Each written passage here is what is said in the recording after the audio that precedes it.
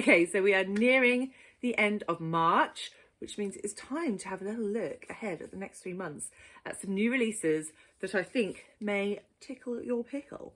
So I'm not waffling in this video, straight in. First one I want to talk to you about is The House with the Golden Door by Elodie Harper. This is a sequel. This is the sequel to The Wolf Den, which I read at the end of last year and hit in quite a big way into my best books of last year. In this, we are following a group of sex workers in ancient Pompeii who work at the Wolf Den. This is just a great exploration of what ancient Pompeii was like. Loved the descriptions. We follow several female characters in this, and they are all very different and nuanced, and it really is quite feminist in the way that it's told, even though we are in a society which is obviously quite repressive of women. I can't really tell you too much obviously about the next one. I haven't even read the blurb myself, but we will follow the story of, I think the main character's name is Amara, and see what happens to her as we go forwards. But I loved The Wolf Den so much, I will be pre-ordering this. It comes out on the 12th of May. Next up, we have another author that I have read before, and that is Jennifer Saint with her new release, Elektra. I read Ariadne last year and really enjoyed it, gave it 5 stars. And this year, her new release is Elektra. This is a Greek myth retelling, and in this one, we are following the ramp up to the Trojan War, following 3 female characters. We follow Elektra, obviously the title character, Cassandra, who is the daughter of Priam, the king of Troy, and we follow Clytemnestra, who is Agamemnon's wife and Helen's sister, Helen of Troy's sister. So we will get these 3 women's perspectives to see how things escalated to the point where there is a war in Troy.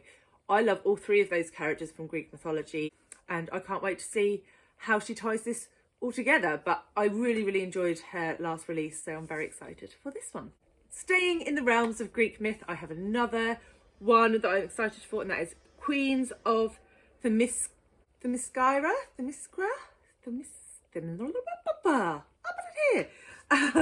And this is by Hannah Lynn. This follows Hippolyte, the queen of the Amazons, and I really didn't need to know any more than that in order to be interested in this book.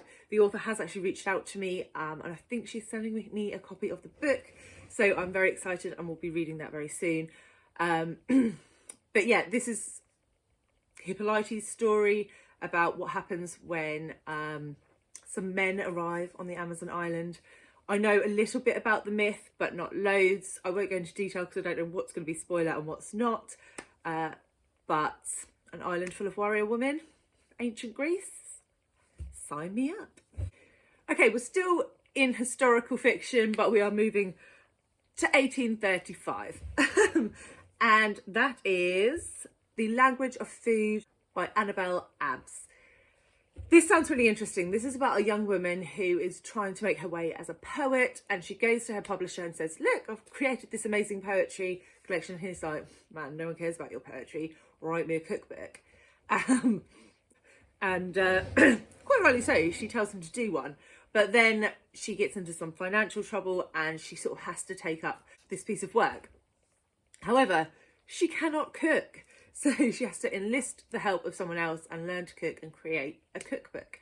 And it just sounds like quite a lot of fun and quite an enjoyable read. And it's historical fiction, so it floats my boat. And that one is released on the 13th of April. Apologies, I don't think I mentioned, but Elektra is released on the 28th of April and Queens of Themiscyra is at the beginning of April. Next up, can you guess? We have another historical fiction. This time we are looking at just towards the end of World War II. And the book is called What is Written on the Tongue by Anne Lazurko. So in this we follow main character Sam, who has been in Nazi labour camps. When he's released, he is sent to Java, an Indonesian island, to sort of reclaim control of it with his platoon.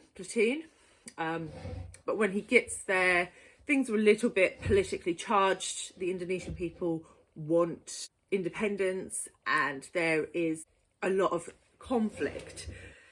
He then sees his squad committing some horrific atrocities, not dissimilar to what he has seen in Nazi Germany, and struggles with how to manage that. He finds someone that he falls in love with on the island, and yeah, it sounds quite harrowing, quite hard to read, but I certainly haven't read anything about sort of the Indonesian conflicts. I don't know anything about it. I didn't even realise there really was one until I read the synopsis for this book. So very interested to see what that has to say. Okay, we're going to switch it up now. We have a sci-fi, Under Fortunate Stars by Hutchings. So in this, we're following a sort of smuggler, I think, on some sort of vessel, and their starship, space vessel, breaks down in deep space, and they think, oh, no one's ever going to find us, we're basically going to die here. And then a research vessel turns up. However, this research vessel is from 150 years in the future, and on board that is someone who studies history and is familiar with the people on the smuggler ship as key in shutting down a generations-long war that these people have just come from. But it's not all making sense. So it sounds interesting from a sort of like time perspective, and yeah, just sounds really interesting, and I would like to get into a bit more sci-fi this year if possible. So yeah, that one sounded like a good place to start. Next up, still sort of sci-fi but post-apocalyptic, we have The Pharmacist by Rachelle Atalla. This is due to be released on the 12th of May, and we are in a bunker with the main character, and they are there's a group of people in here, not many people, who have survived this sort of apocalypse that's happened outside of the bunker. She is there because she's a pharmacist, but the leader of the bunker, the community, is starting to ask her for more and more odd favours and asking her to do more and more things that she's not comfortable with. And it's about what happens within this community. Are they actually safer within this bunker, or are the walls trapping them inside? So sounds interesting. I absolutely loved the cover for this, which was what first drew me to it. But yeah, I haven't read anything post-apocalyptic in a while, so this sounded like a good one. Next up is Take My Hand by Dolen Perkins-Valdez. This is a book set in the 1970s, and we follow a young nurse who's just sort of graduated from school. She gets sent to work in a family planning clinic, and she is shocked when she gets there at the age of the people that she is seeing. They're all very, very young. And one day into her clinic comes an 11-year-old and a 13-year-old. She's asked to put them on the pill. The reason she is asked to do that is not because these girls are promiscuous or having sex or even have boyfriends. It is because they are black and they are poor. And we then follow her as she gets to know this family more and understand sort of the community that she's working in. And I think there's something quite dramatic that then happens, which isn't stated because it must be a spoiler. So this sounds super interesting to me. I think it's set in Alabama. And yeah, it's an interesting premise, and I quite like reading books with sort of a medical tilt to them as well. So this will be interesting. And last up on my list is a bit of an odd one, a bit out of left field, and that is The Seawomen by Chloe Timms, which is due for release on the 14th of June. And in this, we are on an island. It's not specified where this island is or anything like that, but it's quite a restrictive culture in which our protagonist is in a community that forces girls to marry very young. They don't get a choice in their husband, and if they don't produce a child or conceive within the first 12 months, they are thrown out to sea, where it is rumoured that the Seawomen live, who are evil and all the rest of it. It's quite a pious community, and that, you know, there's quite a lot of talk of devils and that sort of thing.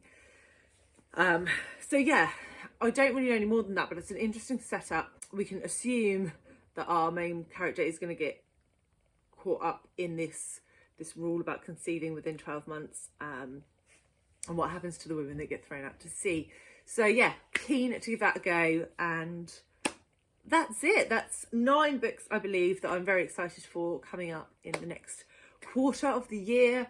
Let me know if there are any books that you're really excited about coming up, and if there's any of these that I've said today that you think you might give a whirl, and I'll see you very soon with another one. Thanks guys, bye.